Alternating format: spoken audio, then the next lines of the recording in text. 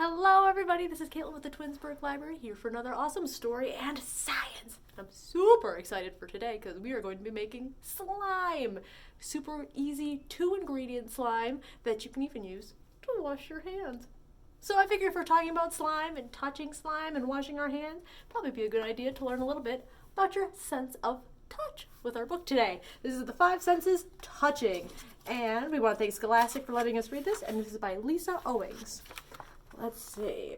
The skin is the largest organ in our bodies. Its millions of touch receptors connect us with the world.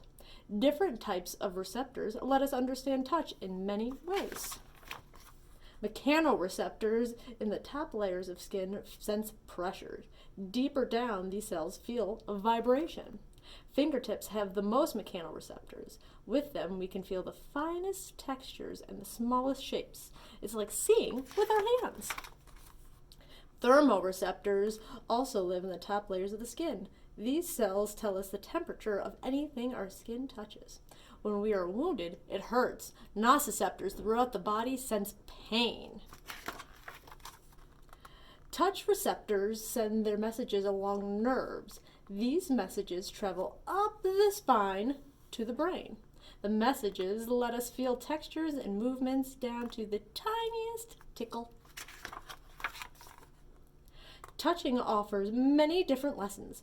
Pain is a memorable feeling. The brain warns us against repeating painful experiences. When we feel pain, reflexes jerk our bodies away. Pain is no fun, but it protects us. Our bodies also need to stay the right temperature. Touch tells us if we need to wear a jacket or get out of the sun. We move our bodies by feel too. Touch receptors help us control our movements and sense where we are.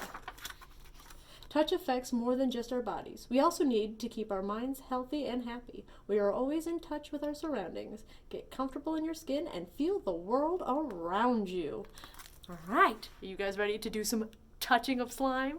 Awesome. So for this slime, all we need are 2 ingredients. All you need is some cornstarch and some dish soap. Now, whatever dish soap you use, it'll be this same color. So we're going to be making blue slime today because our soap is blue. I don't recommend that you add food coloring because it might stain your hands, whatever color you're using, and no one wants crazy colored hands. So all you do is mix these 2 things together. So I'm just going to make a small batch. You can make more if you want, but it's kind of good enough just to make a little bit. So I'm going to add 2 tablespoons of cornstarch, and we don't have to be exact, they can be a little big. And then, so I got 2 tablespoons, so you can see it right in there.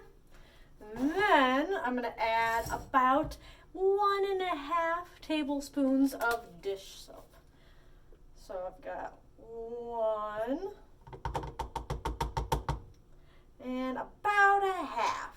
Doesn't have to be exact, we can add more if we need to. Alright, I'm going to scoop it, and then we start to mix with a spoon. Eventually we're going to have to use our fingers. It won't take too long. Just mixing. Now you can make more, you can use cups instead of tablespoons. It's the same idea. You want to keep an eye out. Right now it's looking a little gloppy, so we want to make sure we keep mixing it. And then once it starts it's turning into putty. This is a really cool slime because I'm actually going to add, see how it's still a little slimy? I'm going to add a little bit more cornstarch just to make sure that it's not too slimy. All right, now it's going to get really hard to mix because the cornstarch in water or cornstarch in any liquid makes a non-Newtonian fluid, which means that when you play with it, it gets harder, and then when you leave it alone, it turns more liquidy. So I think this is about safe enough for me to touch. You can see, looks like that. And I'm going to pull it off and mix it up. Now, like I said, the more you play with it, the harder it's going to be. And it's going to act more like a silly putty. But then, if you stop playing with it, you can let it turn super drippy.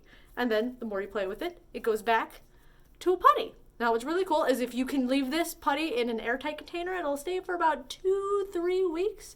But what's really cool with this putty is if you use just a little bit, like literally the tiniest little pea-sized amount, maybe even that might be even too much, you can use this to wash your hands. So we're going to give it a try right now. So that way, after touching and playing with it, we're going to use it. And the soap still works. See that? So now you can have extra fun washing your hands. There you go. So I hope you guys have fun making your slime and washing your hands. Have a good day. Thanks for watching. Bye.